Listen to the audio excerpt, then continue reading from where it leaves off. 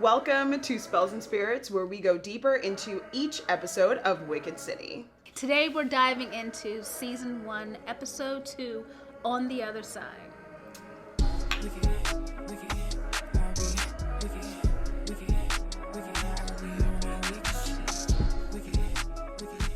So we start off right from the beginning with Mona, who died in the last episode, but is she dead? Is she not dead? Because we see her, and it turns out she's on the other side.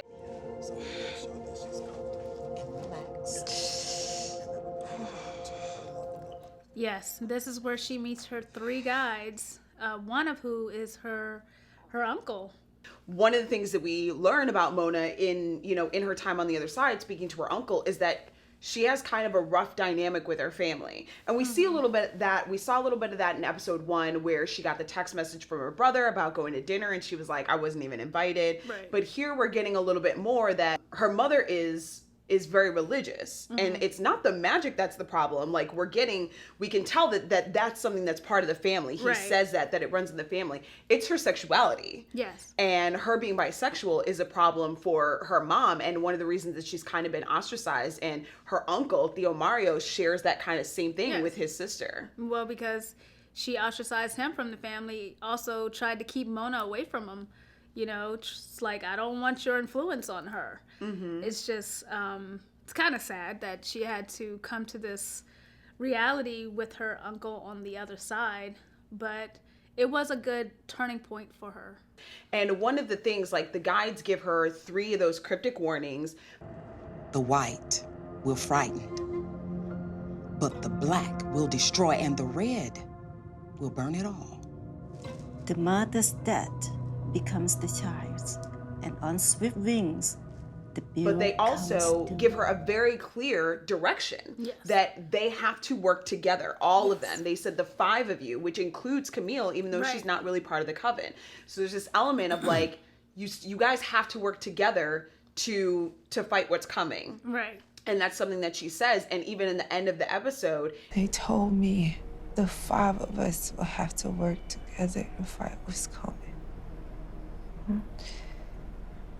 It's coming for all. It ends up being the thing that keeps them, like, they're about to fracture. Camille's about to walk out the door. Charisse is like, please leave. And that's the thing that, like, kind of keeps them from just kind of going their own way and being like, all right, now we're in this. So I thought that was, I like the way that It's a good way that brought them together. Yes, and I like the way that all of it was played, with the guides and everything. We have the coven scrambling to try and bring Mona back. And this is another one of Jordan making a not great magical decision. Please tell me you're not talking about a resurrection spell. That's exactly what I'm talking about. Wait, she's serious? There's really a spell that can bring people back from the dead?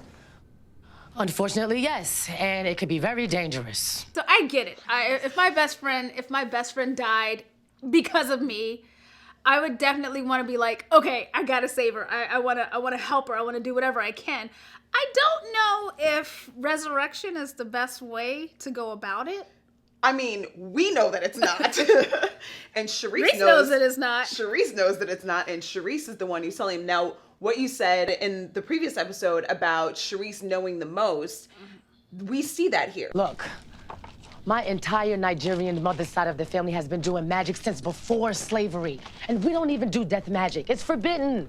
She's the one who's the voice of reason. She's the one who's saying, no, this is dangerous. This is forbidden. They're like, forbidden from who?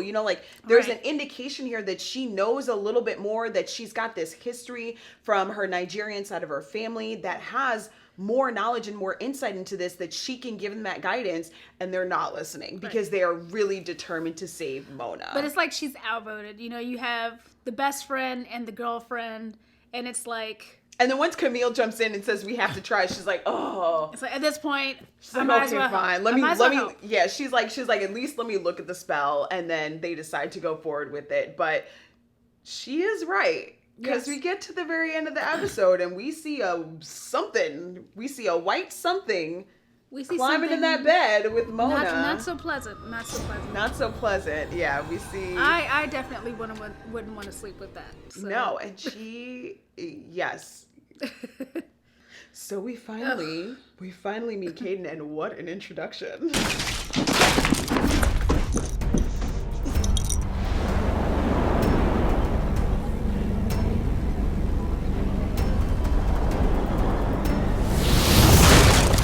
Definitely a battle to pay attention to.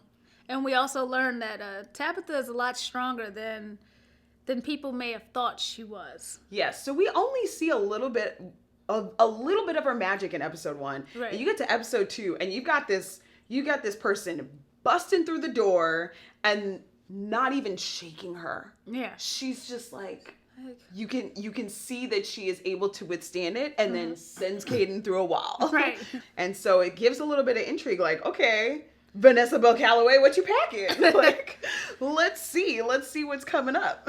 And you've told Jordan you don't know who Caden is, and it's interesting that you have this dynamic with Jordan, but you didn't tell her the truth.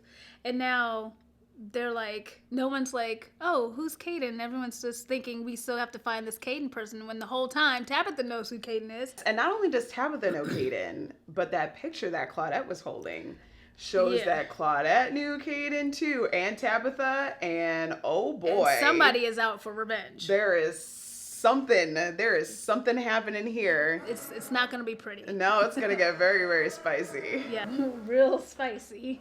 Well, don't miss next week's episode where we find out the consequences of the Coven's resurrection spell. It's gonna be good. Cheers. Cheers.